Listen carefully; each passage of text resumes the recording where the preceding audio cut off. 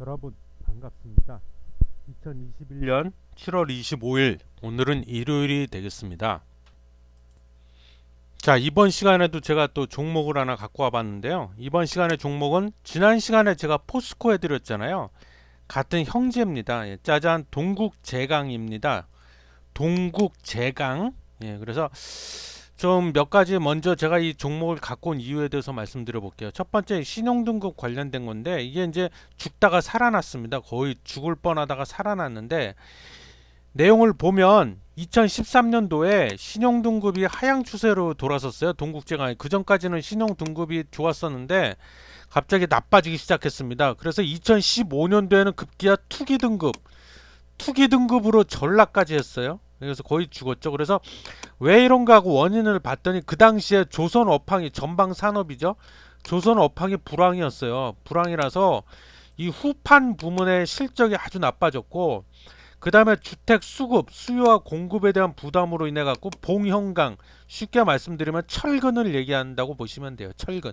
봉형강 부문의 수익성이 나빠졌습니다. 그래갖고 이게 투기 등급으로까지 전락을 했었고 그 당시에 그래서 이제 동국제강이 어떻게 해요? 살아남아야 되니까 뼈아픈 몸부림을 쳤습니다. 그래서 이제 계열사 그 다음에 자산 이런 거 다 팔아버렸고요.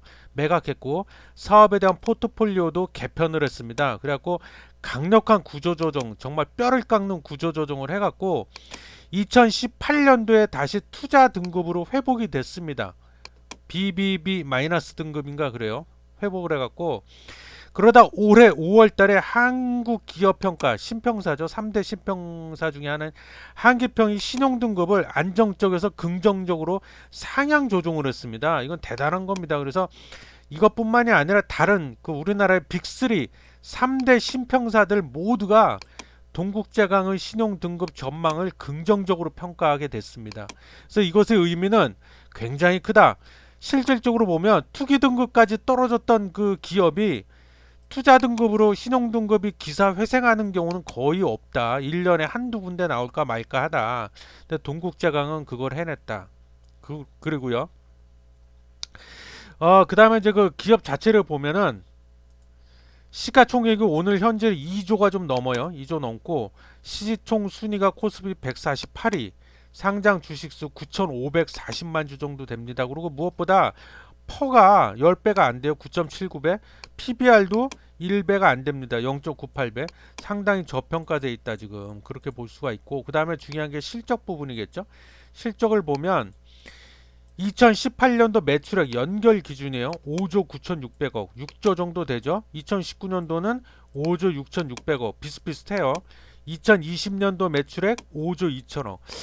뭐 여기서는 3천억, 그리고 여기서 또 한 4천억 정도가 좀 떨어졌는데 뭐 크게 문제될 건 없다. 전체적으로 보자면 매출액은 뭐 거의 꾸준히 유지를 하고 있다. 그리고 올해 1분기 매출액이 1조 4천억이 나왔는데 이거는 전년도 동기와 대비했을 때 13% 증가한 수치다. 매출액이. 그리고 영업이익이 또 중요하겠죠. 영업이익을 보면 2018년도 연결 기준이에요. 이것도 영업이익이 1450억, 2019년도 1640억, 45억 비슷해요. 2020년도 영업이익 2947억으로 여기서 굉장히 거의 2배 가까이 뛰어버렸습니다. 그리고 2021년 올해 1분기 영업이익이 1100억이 나왔는데 전년도 동기하고 비교를 해보면 100% 거의 2배가 됐어요. 영업이익이 2배, 2배로 늘어버렸다. 그리고 수익성도 많이 좋아졌다. 전년도 9%대였는데 이 에비타 마진이 이번 1분기에는 약 12% 정도로 상승을 했다. 그래서 수익성이 많이 좋아졌다. 그렇게 볼 수 있겠죠.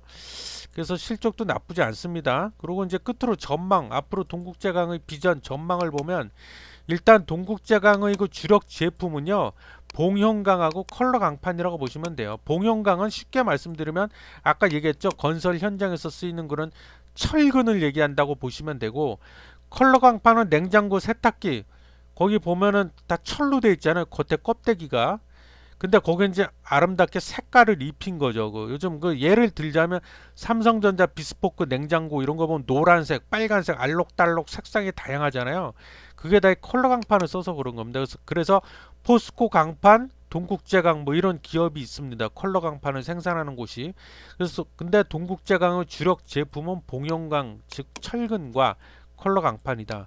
그럼 앞으로 이 두 가지 이게 중요한데 이거에 대한 수요나 전망은 어떠냐? 첫 번째, SOC 사회 간접 자본, SOC 확대 그리고 신도시 건설 추진 등으로 이걸 감안했을 때 봉영강에 대한 수요는 꾸준히 유지될 것이다. 저는 그렇게 보고요.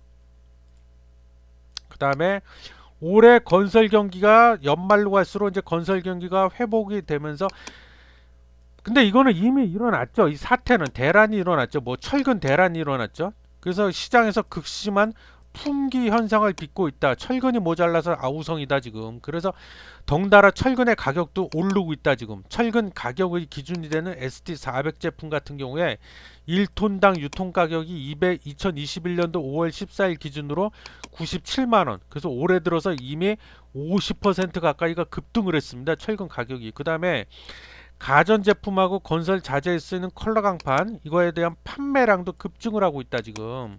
그죠? 동국제강의 주력 제품이라고 했잖아요.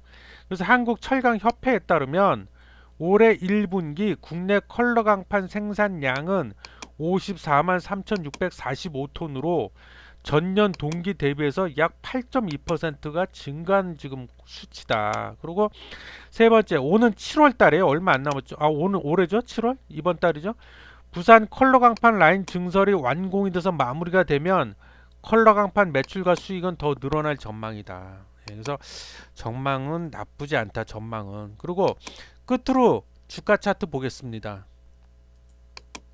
자, 이게 동국제강의 주가 차트인데요. 어디서 낯이 좀 익지 않습니까? 어디서 본 것 같지 않습니까? 어제 해드렸던 포스코랑 주가 차트 흐름이 거의 비슷해요. 그럴 수밖에 없죠. 같은 업종, 철강 업종이다 보니까 그렇다. 그래서 주가의 향방 흐름은 제가 봤을 때 포스코와 동국제강은 마치 쌍둥이처럼 같은 패턴을 보일 것이다. 그래서 종가가 21,600원으로 금요일날 끝났어요. 4%가 상승을 했습니다. 그래서 이것도 비슷해. 포스코랑 잘라볼게요. 완벽한 정배열 상승 추세 쭉 보이다가 기간 조정, 가격 조정 살짝 받았죠. 받고 한 3거래일 전부터 이제 스물스물 올라오려고 지금 시동을 걸고 있죠. 근데 아쉽게도 요게 요게 61선이고요. 요게 21선이고 요게 자 다시요.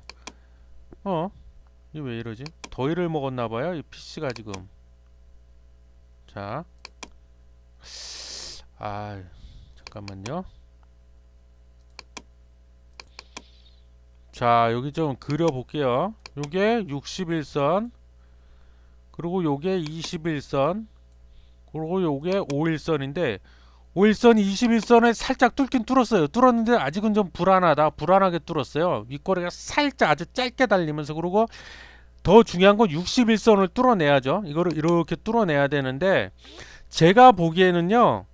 다음 주 내로 빠르면 다음 주 월요일이나 화요일 다음 주 내로 뚫어낼 수 있을 것 같다. 충분히. 그래서 이거 61선이 이렇게 있으면 61선을 확실히 이렇게 뚫어내는 거를 확인하시고 매수하셔라. 아셨죠? 절대 서두르시면 안 된다고 제가 항상 얘기해요. 매수 타이밍 잡을 때 서두르시면 안 된다. 그래서 61선을 확실히 이렇게 뚫어내면 그때 매수를 하시고 다음 주 내로 뚫어낼 수 있을 것 같다는 의견이고 요것만 뚫어내면 전고점이라고 봐야겠죠.